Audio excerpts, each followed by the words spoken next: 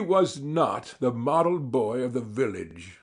He knew the model boy very well, though, and he loathed him.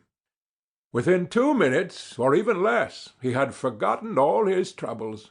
Not because his troubles were one whit less heavy and bitter to him than a man's are to a man, but because a new and powerful interest bore them down and drove them out of his mind for the time, just as men's misfortunes are forgotten in the excitement of new enterprises. This new interest was a valued novelty in whistling, which he had just acquired from a negro, and he was suffering to practise it undisturbed. It consisted in a peculiar bird-like turn, a sort of liquid warble, produced by touching the tongue to the roof of the mouth at short intervals in the midst of the music. The reader probably remembers how to do it, if he has ever been a boy. Diligence and attention soon gave him the knack of it, and he strode down the street with his mouth full of harmony and his soul full of gratitude. He felt much as an astronomer feels who has discovered a new planet. No doubt, as far as strong, deep, unalloyed pleasure is concerned, the advantage was with the boy, not the astronomer. The summer evenings were long. It was not dark yet. Presently Tom checked his whistle. A stranger was before him, a boy a shade larger than himself. A newcomer of any age or either sex was an impressive curiosity in the poor little shabby village of St. Petersburg. This boy was well dressed, too, well dressed on a week-day. This was simply astounding. His cap was a dainty thing, his close-buttoned blue cloth roundabout was new and natty, and so were the pantaloons. He had shoes on, and it was only Friday. He even wore a necktie, a bright bit of ribbon. He had a citified air about him that ate into Tom's vitals. The more Tom stared at the splendid marvel, the higher he turned up his nose at his finery, and the shabbier and shabbier his own outfit seemed to him to grow. Neither boy spoke.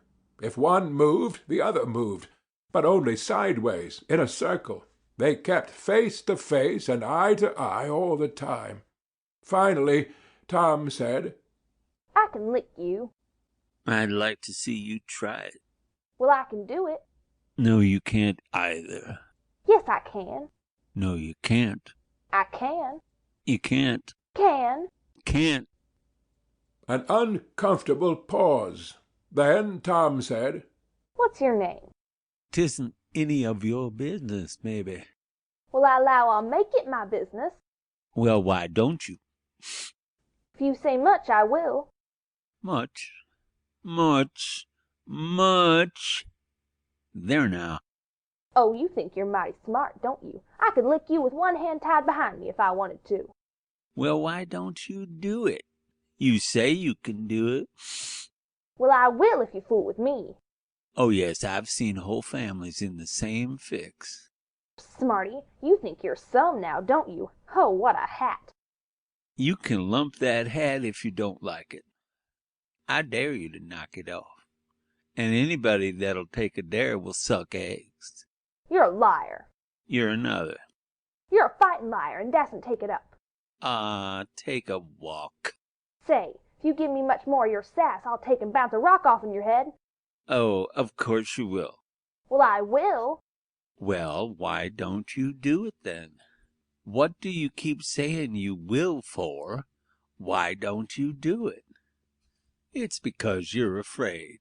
"I ain't afraid." "You are." "I ain't." "You are." Another pause, and more eyeing and sidling around each other. Presently they were shoulder to shoulder. Tom said, "Get away from here." "Go away yourself." "I won't." "I won't either." So they stood, each with a foot placed at an angle as a brace, and both shoving with might and main, and glowering at each other with hate. But neither could get an advantage. After struggling till both were hot and flushed, each relaxed his strain with watchful caution, and Tom said, "You're a coward and a pup. I'll tell my big brother on you, and he can thrash you with his little finger, and I'll make him do it, too." "What do I care for your big brother? I've got a brother that's bigger than he is, and what's more, he can throw him over a fence, too." Both brothers were imaginary. That's a lie. You're saying so. Don't make it so. Tom drew a line in the dust with his big toe, and said, I dare you to step over that, and I'll lick you till you can't stand up. Anybody that'll take a dare will steal sheep. The new boy stepped over promptly, and said, Now you said you'd do it. Now let's see you do it. Don't you crowd me now. You better look out. Well, you said you'd do it. Why don't you do it? By jingo, for 2 cents I will do it. The new boy took 2 broad coppers out of his pocket and held them out with derision.